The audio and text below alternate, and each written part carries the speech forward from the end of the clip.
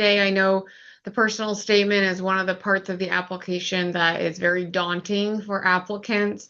That you revise it over and over again. So hopefully I can share some insight into some things that might help you as you work on your personal statement. So um, one of the things that I want to address is what is the purpose of the personal statement? It's not just an exercise in making you jump through another hoop in the application process. It really is the place that we get to know you the best. It is not a resume regurgitation in a narrative form. What we hope to learn is more about you, why you want to go into medicine, why you think now is a good time for you, that you've done the things you need to do to prepare yourself for medical school, and why you are a good fit for a career in medicine. So, in medical school. So there's a lot that we pull from a personal statement. For me personally, when I read through an application, the personal statement's usually the last thing I read, and it's what sort of ties the whole package together typically. And it really does make a big difference. I've had applications where I was kind of, borderline about whether or not I thought they should be interviewed, and the personal statement pushed me one way or another. So you do want to take your time with this. Put the effort in to really put something together that you're proud of and that answers these questions that I've listed on the slide. So what they should demonstrate, reflection is very important. That is something admissions committee members bring up a lot. Did the person reflect on their experiences, not just tell us what happened in a particular given moment at a volunteer experience in a medical setting, but did they reflect on the experience and then tell us about what that experience, how that influenced them or meant to them? Maturity is something that is often gleaned from the personal statement. Talking about immature topics is not going to help you in the admission process. Medical school, requires a level of maturity because oftentimes you are dealing with real patients, even as a student. So we have to make sure you're, as we sometimes say, ready for prime time. And, sometimes people do demonstrate more maturity or less maturity through how they write their personal statement and what they choose to include or not include in that personal statement. The motivation for medicine, that is something the committee is always looking for. Why does this person want to be a doctor? I can't tell you how many times I've listened during committee meetings and the person presenting ends it with, I can't figure out why this person wants to be a doctor. So this is a great place. Your personal statement is a great place to expound on your experiences and explain why you want to be a doctor. Your communication skills. Are you able to write cohesive sentences? Did you check for grammar, misspellings, things like that? That's very important. And this is part of that professional identity formation. This is where we're hearing from you why you think you are ready for medical school and the beginnings of how you explain that to others. So obviously through your activities, we're going to see whether or not you've had a sustained commitment to medicine, what kind of clinical exposure you've had, how much community service that you've done. Sometimes people will include things in their personal statements that make us question their ethical awareness, and sometimes it does the opposite. So you want to make sure you think about like the stories that you're telling us. If you write in your personal statement that a physician allowed you to suture a patient under anesthesia, we're going to wonder about your professional judgment because an undergraduate student, it's very unlikely that you're permitted to be doing something like that. So think about the things. Sometimes students want to kind of boast about things they've gotten to do in a clinical setting, and more often than not, it's perfectly fine and within the bounds. But sometimes there are things that give people pause, that you should not have been involved with. I'm not saying it's your fault. Obviously, it can be an awkward situation if you've got a physician you're working under and they've allowed you to partake in a particular component in the medical setting. It's very difficult to say, no, I don't think I'm allowed to do that. Most of you want those people to write you letters of recommendation, and you're not going to feel comfortable questioning their authority. But do think about what you're telling the committee you've done. Or if you're talking about scenarios that could be considered, ethical dilemmas that you've encountered. How you handled it is what you're presenting, something we're going to want to see, the way that we would want a medical student to react to that situation.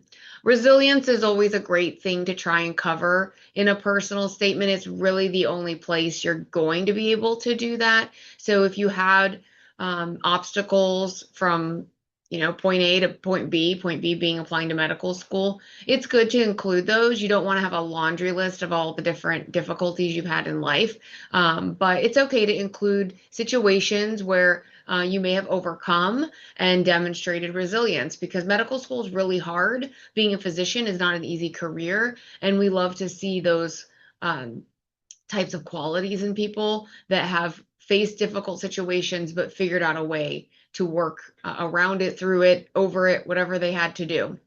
Talking about insight and growth, it's not always a smooth path to medical school, but providing through your writing some demonstration of insight and growth from your experiences is great. You may bring up a situation where maybe you didn't handle things the way you would have if you had more experience, and then maybe you touch on getting more experience and how now you've reflected on that and how you would do things differently now that you've had more exposure, had more experience.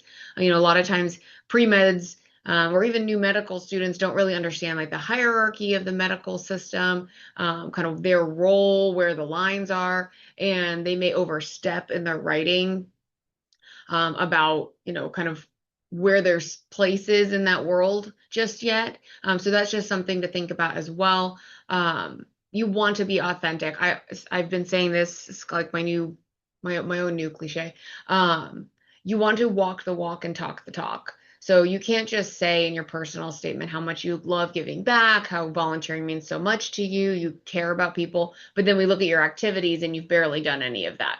So you can't just tell us how much you care about others, do for others, and then don't actually do any of those things. So you want it to be authentic. You want it to, the whole image of your application to make sense, not having these things that conflict.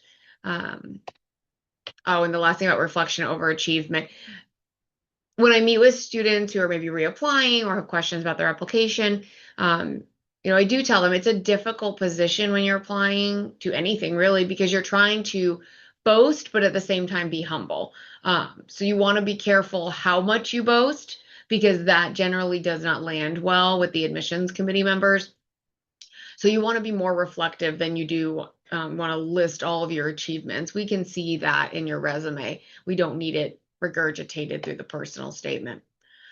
So some common misconceptions that applicants have is that they need a dramatic, traumatic story to really catch the reader. Some people have those stories. Not everyone does. You don't have to make something up. You don't have to over dramatize something that maybe isn't that dramatic to try to catch the reader. You want to be genuine and authentic. And it's okay if you have not had a turbulent path to medical school. Plenty of people have not. Definitely don't need to sound overly academic. Don't use vocabulary that just does not match with the rest of your application. Be very careful about using AI. More schools are screening personal statements and overall applications to look for the use of AI. I personally have no problem with somebody using it as a tool, but when we explicitly tell you, on our secondary that you signed off that said, I did not use AI to create my application, you also have to sign that off on your AMCAS application. My problem is that when you can tell, because there are tells when people use AI, that you didn't follow directions, that you were not honest. You said you didn't and wouldn't, and then you clearly did. That's where I have the issue. It's not the actual use of it. So use it as a tool, not as the creator of the content of your application, because it almost always is obvious and it doesn't match the other areas of your application. The way you write is not going to match with how AI is going to write on your behalf.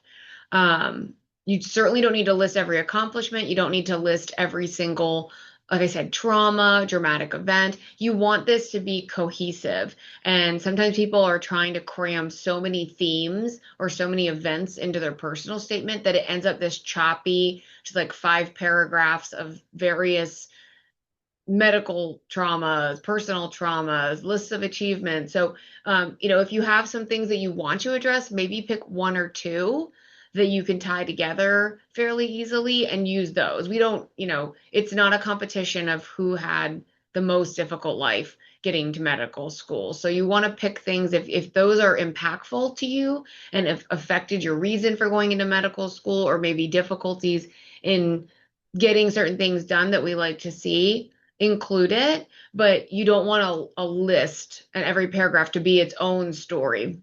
It's supposed to be a cohesive personal statement. So I kind of already talked about being genuine. You want to show growth over time. We don't expect you to be the perfect polished pearl when you get to medical school. There's ample time for maturing and growing while you're here. You're going to learn a lot in medical school, and you may be a very different person on graduation day than you were at White Coat. So it's okay to show growth through undergrad and then through medical school. Some things to avoid. So pitfalls I've seen where are things like blaming faculty or physicians for experiences that you've had in life. So if you've personally had numerous bad experiences with physicians, this is not the place to air those grievances. It's not the place to state how you are going to be a much better doctor than all the doctors you've ever encountered, how you're going to change healthcare. Because you have to remember when you're writing your application out, who's reading it? Doctors and teachers. And they are not going to want to read over idealistic, blaming type of narrative. So be very careful how you write. If you've had negative experiences and that has impacted you and influenced your decision to go to medical school, it's okay to briefly address that and then move on, but you don't want it to come across as like very angry, chip on the shoulder kind of personal statement. It does not land well. I already talked a little about oversharing personal trauma. You don't want to list out all the traumas that you've had if you're not going to address how you've handled those things. So if you've had situations where maybe you've had run into some difficulties in school because of personal things that have happened. And if you want to share those, you don't need to share those. But if you want to, you always want to follow it with how you address the issue, how you got back on track, how you plan to stay on track in medical school. Because if, the triggers were stressors or things like that, well, unfortunately, medical school is incredibly stressful. So if people are reading your application about all these things that happened to you because you were overwhelmed in undergrad, you were stressed, if you don't address how you manage that or you plan to manage that, it's going to give people pause and think, well, how are they going to handle it when they get here? Because this is not the cure for stress. So think about when you're writing about those things, how am I going to address how I manage that situation, or how I plan, if it's a chronic thing that's not going away, how I plan on managing this moving forward. Being overly dramatic. I've told students for as long as I've been here, this is not a creative writing exercise. You do not need to write a Spielberg screenplay to be admitted to medical school. So be authentic, be genuine, and don't feel like you need to be overly dramatic. Avoiding cliches like I was born to be a doctor.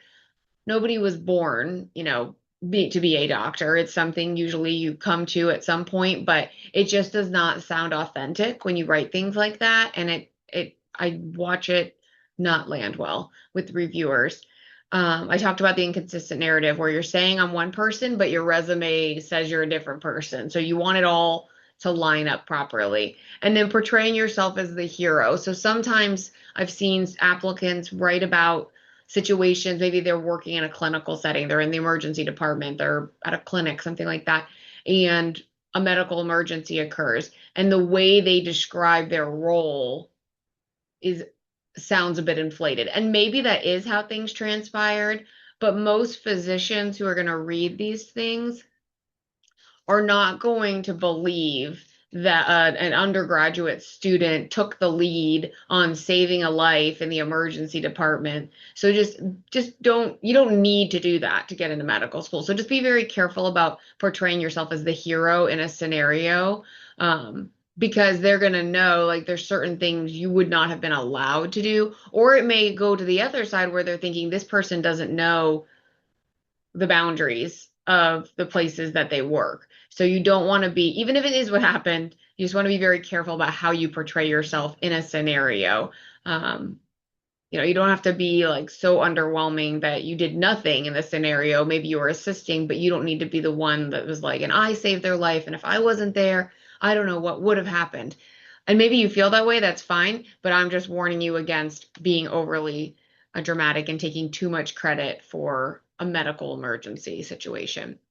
So just kind of my final advice for you before we get to questions. Again, be honest. You don't want to write things that people are not going to believe to be have been true, because then it makes them question other things in your application. Like, well, what else did they exaggerate if they don't feel like it was authentic? Tell a cohesive story. You don't need a list of all negatives, all positives. It needs to make sense. It needs to flow and hopefully have some sort of a theme. Most definitely have some people review it. I'm sure that the AAP office will assist you. The Writing Center is a great place to have somebody else review your personal statement. If there's a physician you're working with, our medical students, they have physician advisors. So these people know what is required to get into medical school, and they're going to read your personal statement in a different way than the Writing Center is. So if you have a physician or a PhD, that maybe is your mentor or a teacher that you trust to give you honest feedback, those are people you want to ask to say, read this. This is what I was intending. Is that how it's coming across? Because I've seen it where multiple people are reading something and they all take it a different way. So you want to have a few opinions to make sure you landed your plane where you intended to. Show emotional intelligence, show maturity through your writing. Being silly, making jokes, things like that in a personal statement is just not the place for it. It makes people question judgment. So don't do things like that in an attempt to stand out. You want to just be genuine, authentic, and get to the point. Um, and it's the final thing. Your personal statement should make somebody want to meet you. I've heard many reviewers, and I too have felt like at the end of reading an application, I read their personal statement. I'm like, I can't wait to meet this person. Like, I can't wait to learn more about this person. So that's hopefully the takeaway once you finish your personal statement is that we want you to come in. We want to get to know more about you based on your story, your motivation for medicine, and your passion to help others. So those are sort of my tips for you, and I'm happy to answer any questions. I'll stop sharing so I can see. Yeah, so we definitely have a few questions. Okay. So somebody was asking, is AI acceptable for grammar and editing purposes? Yeah, that's fine. I would definitely run it through AI and just, if you want to be like, make this more polished, but be careful with the long dashes. It's a tell. We know that that is not AI, or like having things in parentheses randomly. That's AI. So just be very careful how it edits and how you translate that to your application. Thank you. And then somebody was asking, should we mention a hobby that led to interest in healthcare if it wasn't specifically medicine, but still played an important role? Yeah, sometimes like especially like athletes, they might talk about a sport they did and they got injured and they ended up in the orthopedic office, and that's sort of what led them to medicine. So if it's something like that, that's pretty common. We see that a lot. Thank you. And then another question was, what makes something in a personal statement stand out more? Mm, I mean, really just being well written is not as common as you think. So, like I said, it doesn't need to be this standout Spielberg screenplay. An authentic story as to why you want to go into medicine is perfectly fine. Yeah, I'd avoid the M dash even before AI because people are going to assume it's AI. And then we had a student who was curious if they would be able to access the PowerPoint later. Yeah, I can email it to you. Mhm. Perfect. Thank you. And then another student was asking if they're taking a gap year, can they explain why they plan to do that in part of the statement, or does that feel like it's a necessity? I wouldn't do that in your personal statement. We ask on the secondary. I don't know what's on everyone's secondary, but we do ask, what are you doing? If you're not going to be in school, what are you doing this year? So that's really the better place to put that. And then another student was asking if they want to include stories that involve patient interactions, what details from that experience should they omit to preserve that patient's privacy? I mean, really just the name, maybe the location should be fine. And then how do people reading personal statements usually feel with mentioning a personal illness or connection to medicine pipeline without being too overly dramatic? It's pretty common. So there's nothing wrong with doing that. Usually it's your illness or someone else's illness. Those are probably the two most common reasons people are influenced into going to medicine. Thank you. And then what are some common cliches that you think are helpful to avoid? Definitely the I was born to be a doctor. That is one to avoid. Um,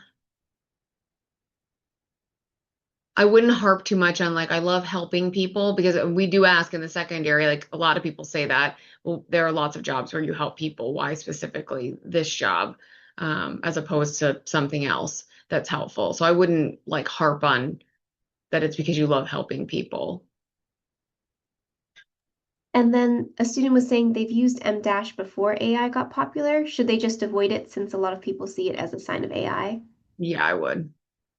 Just bring back the comma. And then to what extent is leadership valued in the eyes of an admission officer? I mean, leadership's important. As a physician, you are a leader. So showing that you've had some experience in leadership is good. You don't have to be the leader of everything. You can be on the team for other things.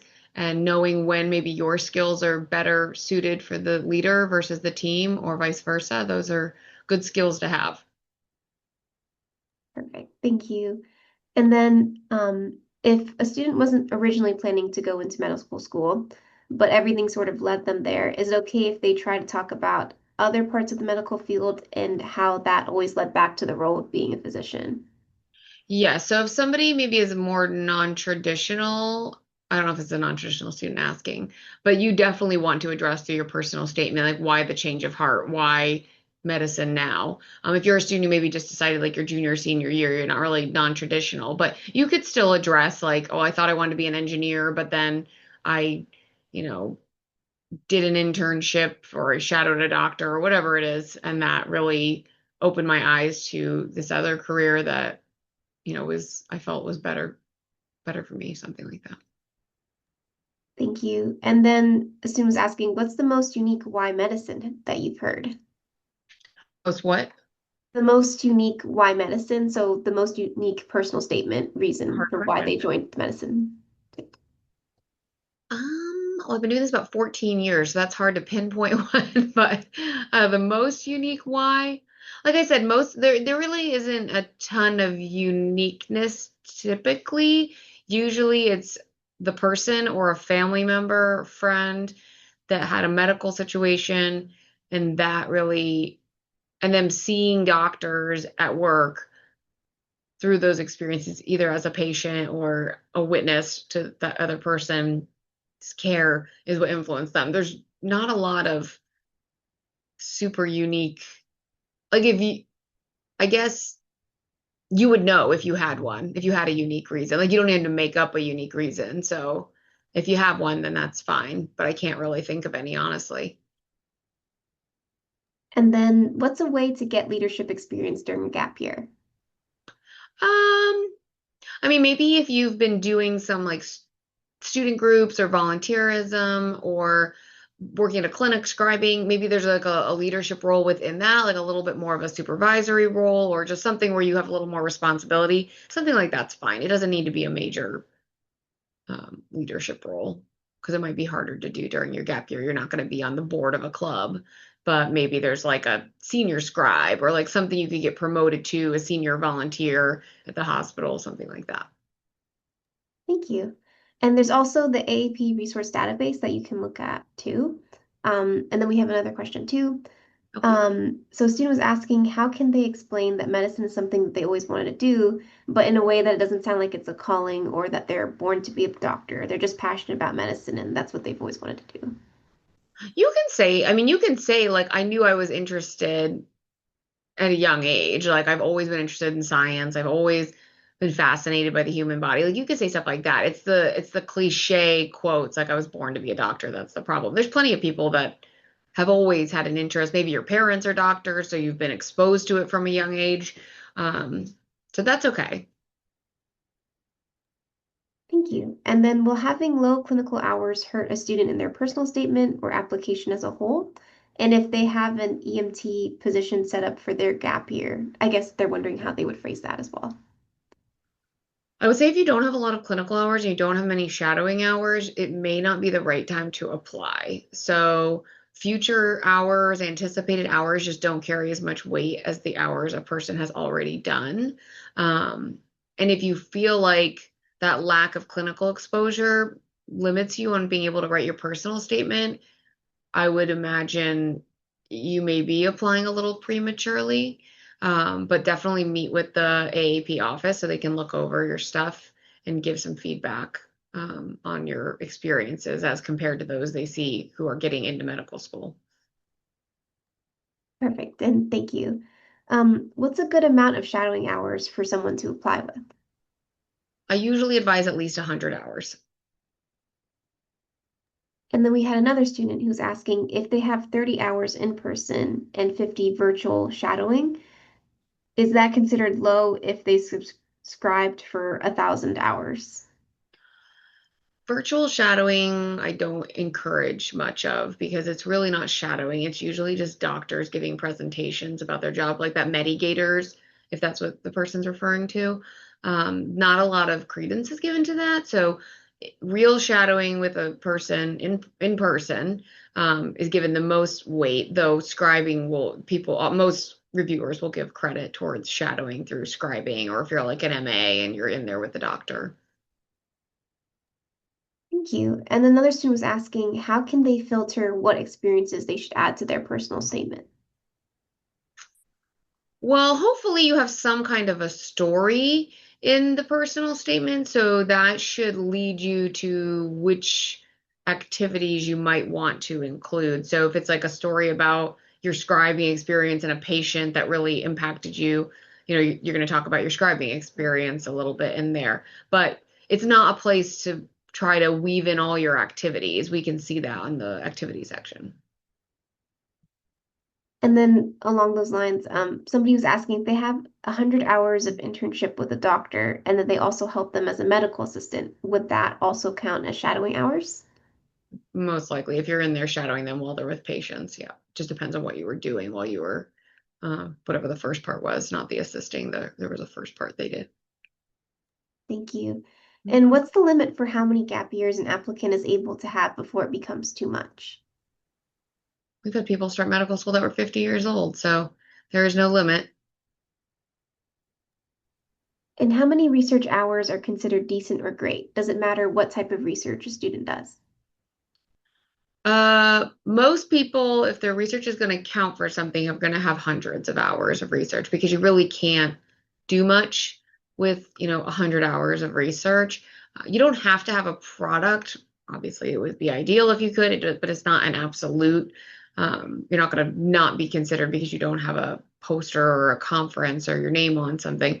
But, if you can get in a lab, if it can be a science one, that's the best case scenario. Everyone isn't going to be able to do that. We admit people every year that have, other types of research that they do, clinical research, psychological research. They do interdisciplinary research. And it's really more the understanding of the process of research and, maybe having some sort of outcome from it that will count the most towards research. Perfect.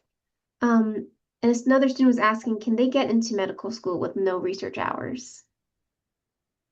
It's difficult. So unless you're a very non-traditional student who maybe works full time and you're trying to get all the prereqs done and do all the other stuff, and it would be incredibly difficult to get into a research lab, we generally don't interview many people who have done zero research. Perfect. And then if a student has worked as an MA, I'm assuming medical assistant, for class credit, is it appropriate for them to talk about that in the activities section? Things you do for class credit do not count as much as things that you do outside of class. So if your class, like your course required you to do 30 hours of volunteerism or whatever the activity may be, that isn't, I wouldn't put that as its own separate line because that was just part of your class. You didn't go seek that out on your own.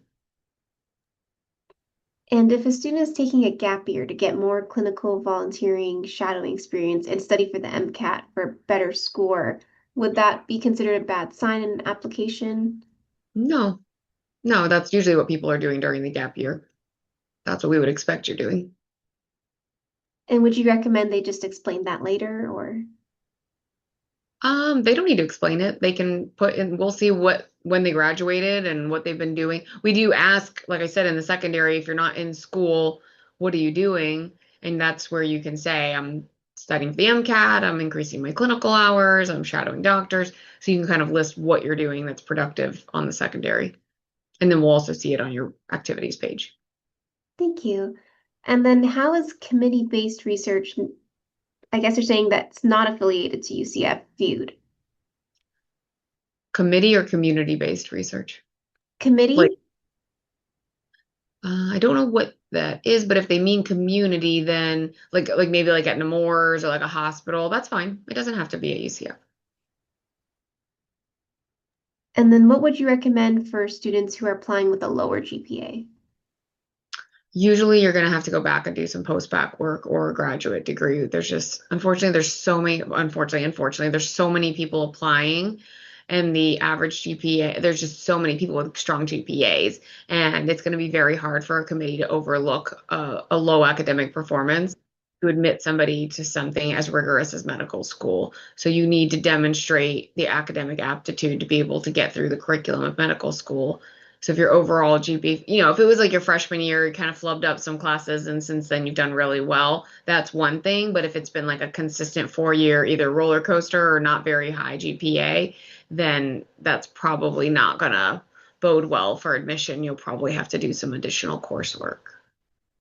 And do you recommend that students get some other type of experience as well, along with like the post-bac? Absolutely. Yeah. You can't just be taking classes and getting straight A's and doing nothing else. Because then you're going to have this whole gap of time where you aren't filling in your resume and all you did was get good grades. And part of the things that we are evaluating is, are you able to manage time well? So if you're only doing you're doing something well, but you only can do one thing at a time, then that doesn't look as good as trying to balance, a couple of things. You don't have to do everything at once. You don't have to do community service, research, be in all the student clubs, medical volunteering, shadowing. You don't have to do all of it at the same time, but you have to be able to do a couple of things at the same time. Thank you. And if a student applies to medical school twice, does it affect their chances of acceptance the second time? Not no, as long as they've, looked at their application, either, we have a self-assessment tool on our website where you can look at your application and kind of see what it is we were looking for, maybe figure out what you need to work on and reapply. If you work on those things and improve your application, we admit reapplicants every single year. So it just depends on what you do before you apply again. I would caution people against immediately reapplying after the first time they tried. If nothing has changed, if you just like cold turkey stopped doing all your activities once you had submitted your application before, now when you go to apply, you're either going to have a bunch of anticipated hours because you're trying to play catch up, or your application is going to look exactly as it did last year. So you want to make sure, meet with an advisor, go over your application before. I know you don't want, nobody wants to be patient, including myself. It's not my strength, but you don't want to have to reapply a third time because you didn't put the brakes on, fix the problems, and then apply. So just make sure you look at your application, get, advisors to look at your application, fix the problems, then apply. Thank you. That makes sense. And another student was asking if someone doesn't have clinical experience or research, which one should they prioritize during that gap year?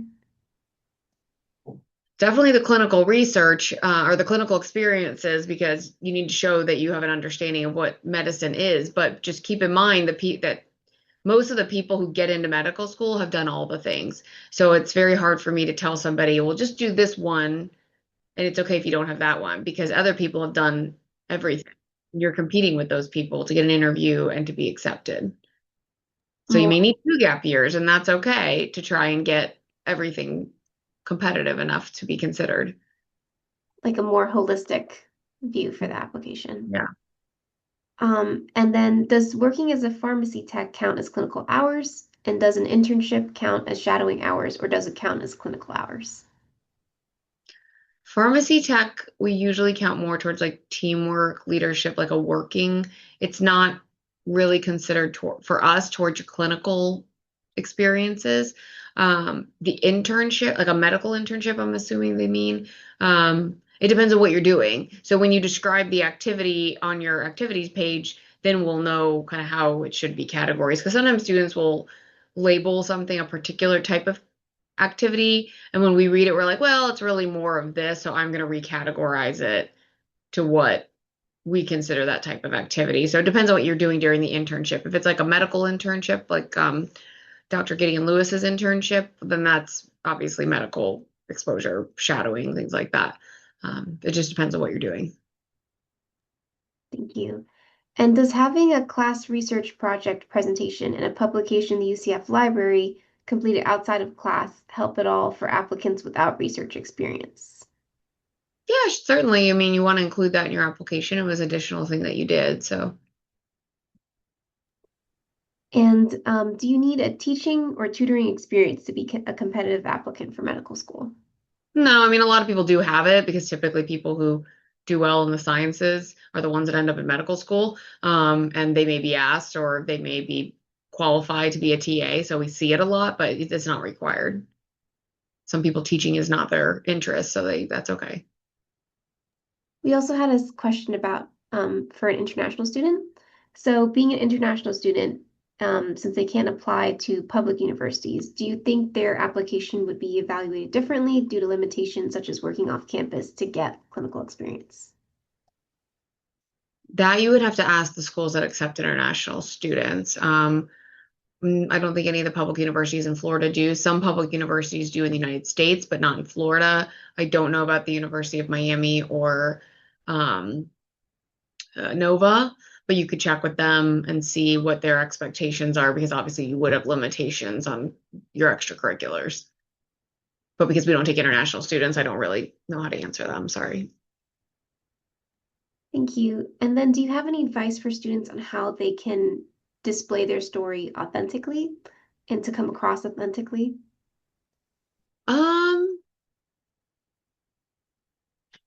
I mean, I think you just have to start drafting your personal statement. You have to maybe make like an outline, just like when you first learned how to write a 5 paragraph essay, you have to like jot down your ideas. Like, here are the things I want them to know. And maybe the list is too long at first, and you have to start cutting back on some of the subjects because it's just too much. So you just really just have to start writing down like what do you think would help us best get to know you, your motivations, and why you want to be a doctor and how can you best describe that. So I think if a person genuinely writes their own personal statement, they make sure they check all their grammar and their punctuation, then it is going to come across as authentic. If somebody else is writing it for you, then it's not going to come across that way. So, that sense of connection, that makes Mhm. sense. And then, if a student is a research intern on a pharmaceutical drug trial, would that be research hours or considered volunteer hours? Probably research, but I'd have to know like exactly what the person was doing day to day. It's not Thank going to you. be volunteering. And then, if a student is graduating early, they were saying they know it doesn't look the best, but they had their GEPs completed before coming to UCF. They're Mhm. on track to graduate in 3 years, but they're taking the fourth year as a gap year to continue to volunteer and work in a clinical setting. Does graduating in 3 years still hurt them if they're using their fourth year like that? No, that's what I would advise somebody to do. You don't need to stay and pay for tuition if you're done, but definitely, do something during that 4th year other than apply to medical school because it usually results in more interviews and a higher acceptance rate. Thank you. And then for the student that had asked the pharmaceutical drug trial question, they were saying they're in the recruitment phase of the pharmaceutical trial. A lot of times that's a tricky kind of role because you're not really in there doing research. You're more like assisting the researchers with collecting information from patients. So it's not that it is not a part of the research process, but it's not the same as like bench research in a lab. So if you're, but maybe you'll end up doing other phases of the research project. And if that's what you have, that's what you have. There's nothing you can do about that. And if you enjoy it and you're benefiting from it, then that's fine too.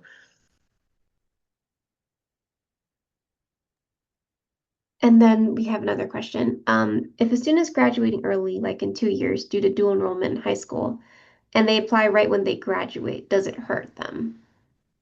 I never tell anybody to apply to medical school right after they've barely been at UCF because generally speaking, and I can't say it's always the case, and it has nothing to do with age. It has to do with the fact that normally you have 1 year at UCF before you would be applying to medical school. And most of the time, the students were too young to be doing anything clinical before they started, like truly in college. So usually it's just the resume is not as strong. Um, I'm not telling this person they're not mature, but like their just experiences are fewer. So oftentimes the interview is not as robust or like in depth because you just don't have enough experiences to draw on because you've had this much time as opposed to other people have this much time.